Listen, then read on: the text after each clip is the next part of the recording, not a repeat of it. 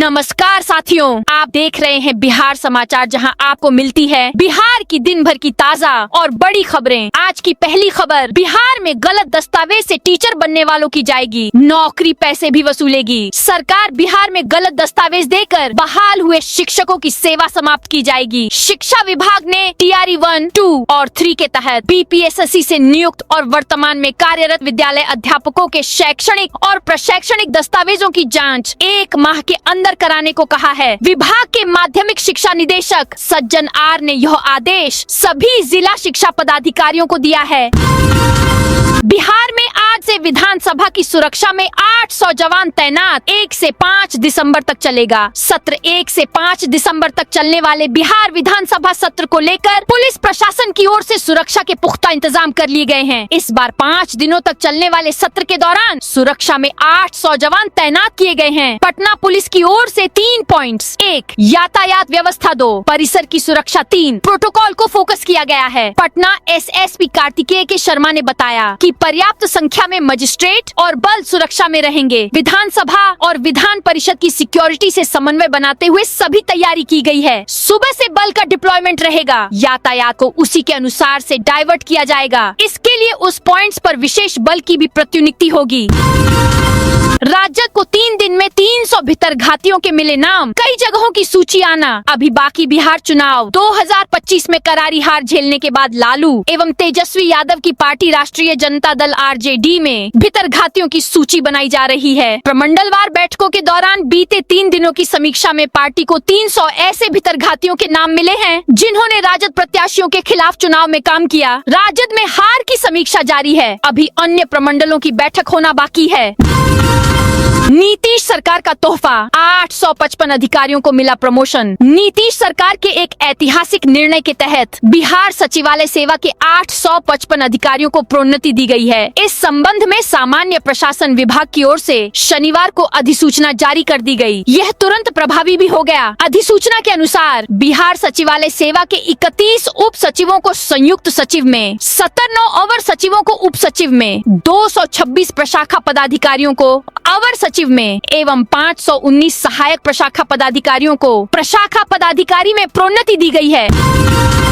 गयाजी में जाम से मुक्ति के लिए प्रशासन एक्टिव, अवैध अतिक्रमण पर चला बुलडोजर। गया शहर में यातायात जाम की समस्या से निजात दिलाने के लिए जिला प्रशासन ने कार्रवाई शुरू कर दी है। शनिवार को KP रोड सहित शहर के कई संवेदनशील इलाकों में अवैध अतिक्रमण पर बुलडोजर चलाया गया। यह कार्रवाई बिहार विधानसभा चुनाव के दौरान सामने आई जाम की समस्या के बाद की गई है। शहर वासियों ने लगातार शिकायत की थी कि मुख्य मार्गों और बाजारों में अवैध अतिक्रमण के कारण घंटों तक जाम लगा रहता है। चुनाव के बाद नई सरकार के गठन के साथ ही प्रशासन ने इस दिशा में सक्रियता दिखाई।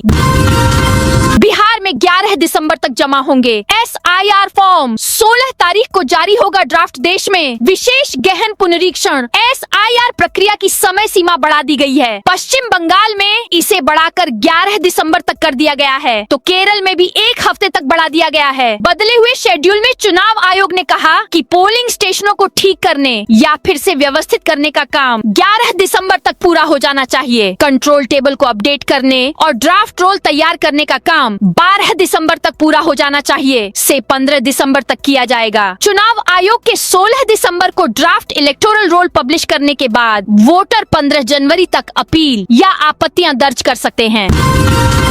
अब नो पार्किंग जोन में खड़ी गाड़ी का ऑटोमेटिक कटेगा चालान। पटना में अब नो पार्किंग जोन में गाड़ी खड़ी करने पर कैमरे से ऑटोमेटिक चालान कट जाएगा। पटना शहर में बढ़ते ट्रैफिक जाम, बेकाबू पार्किंग और सुगम यातायात व्यवस्था सुनिश्चित करने के उद्देश्य से पटना नगर निगम ने नो पार्किंग जोन में खड़ी गाड़ियों पर सख्त कार्रवाई शुरू कर दी है। अब शहर में कहीं भी नो पार्किंग क्षेत्र में वाहन खड़ा पाए जाने पर integrated command and control centre के हाई रेजोल्यूशन कैमरों की सहायता से वाहन का नंबर ऑटोमेटिक स्कैन कर चालान जनरेट होगा। अतिक्रमण हटाने में बाधा डाली तो दर्ज होगी FIR। DM की सख्त चेतावनी। पटना जिले में अतिक्रमण हटाने में अवरोध उत्पन्न करने वालों पर प्राथमिकी दर्ज कर कार्रवाई की जाएगी। जिलाधिकारी डॉक्टर त्यागराजन SM ने सभी संबंधित SDO एवं SDPO को अतिक्रमण उन्मूलन अभियान का नियमित पर्यवेक्षण कर दोबारा अतिक्रमण रोकने के लिए फॉलो टीम लगातार सक्रिय रखने को निर्देश दिया है। गुड़ उत्पादन इकाई के लिए ऑनलाइन आवेदन की तिथि बढ़ी। राज्य में गुड़ उत्पादन इकाई को स्थापित करने के लिए गन्ना उद्योग विभाग में ऑनलाइन आवेदन करने की तिथि को विस्तारित कर दिया है। अब 25 दिसंबर तक ऑनलाइन आवेदन की तिथि बढ़ा दी गई है। पहले 25 नवंबर तक आवेदन करने की तिथि निर्धारित थी। विदित हो कि राज्य में गन्ना की खेती करने के साथ ही चीनी उद्योग को बढ़ावा देने के लिए राज्य सरकार की कई योजनाएं चल रही हैं। डिप्टी CM विजय सिन्हा के स्वागत में बढ़िया में चिड़ीमार बंदूक से छोड़े गए पटाखे। बिहार के दूसरी बार उप मुख्यमंत्री बनने और 5वीं बार लखीसराय के विधायक चुने के बाद शुक्रवार को जब विजय कुमार सिन्हा पहली बार बढ़िया पहुंचे तो समर्थकों ने उनका भव्य तरीके से स्वागत किया। इसी बीच एक वीडियो भी सोशल मीडिया में तेजी से वायरल हुआ जिसमें बताया जा रहा था कि उनके आने की खुशी में समर्थक राइफल से हर्ष फायरिंग कर रहे हैं। सोशल मीडिया पर इसकी आलोचना भी की जाने लगी, लेकिन सच कुछ और बताया गया। बिहार वालों को भूकंप के हर छोटे झटकों का भी मिलेगा रियल टाइम अलर्ट। बिहार भूकंपीय जोखिम वाले राज्यों में शामिल है। ऐसे में छोटे से छोटे कंपन की सटीक निगरानी बेहद जरूरी है। इसी को देखते हुए नेशनल सेंटर फॉर सिस्मोलॉजी ने राज्य में 6 नई स्थायी भूकंपीय वेधशालाएं स्थापित करने का प्रस्ताव भेजा है। यह वेधशालाएं राज्य के भूकंप पूर्वानुमान, त्वरित निगरानी और आपदा तैयारी को और मजबूत कर देंगी। NCS ने जिन 6 जिलों का चयन किया है उनमें पूर्णिया, दरभंगा, मुजफ्फरपुर, पटना, सासाराम और औरंगाबाद शामिल हैं। ये वेधशालाएं ऐसे क्षेत्रों को कवर करेंगी जहां भूकंपीय गतिविधि बार बार दर्ज होती है या जहां बेहतर मॉनिटरिंग की आवश्यकता महसूस की जाती रही है। वैज्ञानिकों का मानना है कि ये स्टेशन राज्य में सिस्मिक डेटा इकट्ठा करने की क्षमता को कई गुना बढ़ा देंगे।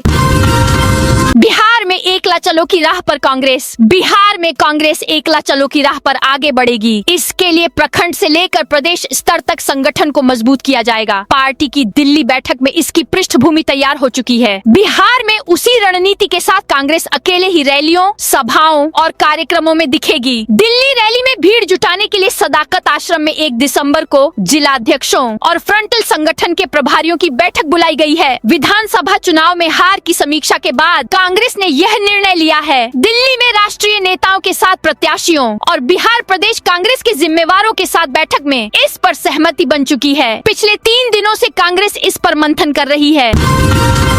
संदिग्ध वीजा पर गया पहुंची 6 महिलाएं एयरपोर्ट पर रोकी गयी। गया इंटरनेशनल एयरपोर्ट पर शनिवार को एयर एशिया की फ्लाइट से थाईलैंड से पहुंची 6 महिला यात्रियों का वीजा इमिग्रेशन जांच में फेल पाया गया। इमिग्रेशन अधिकारियों ने दस्तावेजों में गड़बड़ी का संदेह होते ही सभी यात्रियों को रोककर विस्तृत जांच की। इसमें मलेशिया की 5 और सिंगापुर की एक महिला यात्री के वीजा दस्तावेज संदिग्ध पाए गए।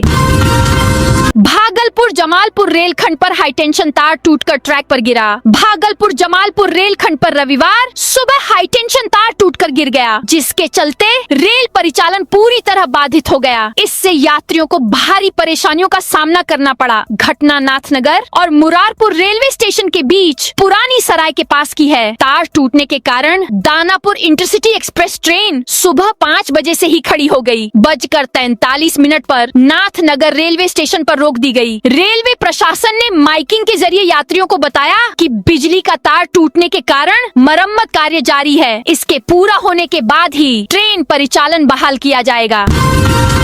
13 दिसंबर को आयोजित लोक अदालत को लेकर तैयारी तेज। औरंगाबाद में आगामी 13 दिसंबर को आयोजित होने वाली राष्ट्रीय लोक अदालत को सफल बनाने के उद्देश्य से जिला विधिक सेवा प्राधिकार द्वारा एक महत्वपूर्ण बैठक आयोजित की गई। बैठक की अध्यक्षता मुख्य न्यायिक दंडाधिकारी लाल बिहारी पासवान ने की। प्राधिकार प्रकोष्ठ में आयोजित इस बैठक में जिला विधिक सेवा प्राधिकार की सचिव तान्या पटेल, अपर मुख्य न्यायिक दंडाधिकारी संदीप सिंह तथा न्यायिक दंडाधिकारी पदाधिकारी राजीव कुमार भी उपस्थित रहे। टोल प्लाजा पर एक लेन से पास होंगे वाहन। बक्सर में यातायात सुधार को लेकर निर्देश जारी। बक्सर में जिला पदाधिकारी डॉक्टर विद्यानंद सिंह और पुलिस अधीक्षक शुभम आर्य ने बुधवार को यातायात प्रबंधन को सुदृढ़ करने के लिए एक महत्वपूर्ण बैठक की। इस बैठक का मुख्य उद्देश्य शहर की जाम समस्या को कम करना और यातायात व्यवस्था को सुचारू बनाना था। मुजफ्फरपुर में 35 लाख की 270 कार्टून शराब जब्त। पशु आहार की आड़ में पंजाब से लाई जा रही थी खेप। मुजफ्फरपुर में मद्य निषेध विभाग की टीम ने गुप्त सूचना के आधार पर बड़ी कार्रवाई करते हुए 35 लाख रुपए की अवैध विदेशी शराब जब्त की है। यह कार्रवाई जिले के ब्रह्मपुरा थाना क्षेत्र के चांदनी चौक स्थित फ्लाईओवर के पास की गई, जहां एक उत्तर प्रदेश नंबर के मिनी ट्रक को घेराबंदी कर पकड़ा गया। ट्रक की तलाशी लेने पर उसमें पशु आहार के बोरों के नीचे विभिन्न ब्रांडों के करीब 270 कार्टून विदेशी शराब छिपाई हुई मिली। विभाग ने मिनी ट्रक को जब्त कर लिया और चालक को हिरासत में ले लिया।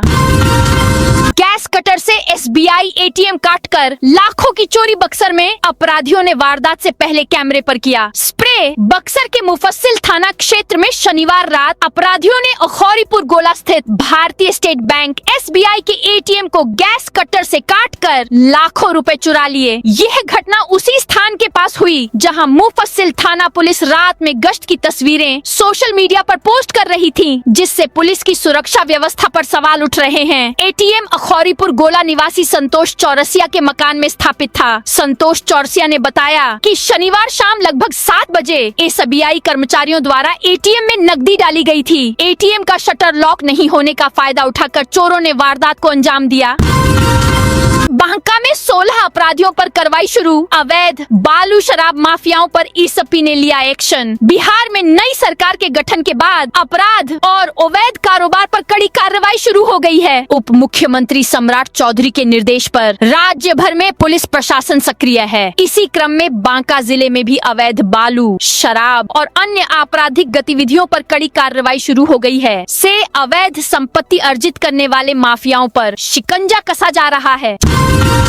शिक्षक संघ ने की स्कूल समय बदलने की मांग। ठंड कोहरे के कारण सुबह 10 से 3 बजे तक हो संचालन। खगड़िया में शिक्षक संघ ने ठंड और कोहरे के बढ़ते प्रकोप को देखते हुए स्कूलों के संचालन का समय बदलने की मांग की है। शिक्षक संघ के प्रखंड अध्यक्ष सुधीर कुमार ने अपर मुख्य सचिव और बिहार सरकार से यह अपील की है। संघ का कहना है कि ठंड और कोहरे के कारण शिक्षक शिक्षिकाएं सुबह विद्यालय पहुंचने की जल्दबाजी में दुर्घटनाओं का शिकार हो रहे हैं। कई विद्यालय दूर दराज के ग्रामीण इलाकों में स्थित हैं, जहां आवागमन के सुगम साधन उपलब्ध नहीं हैं।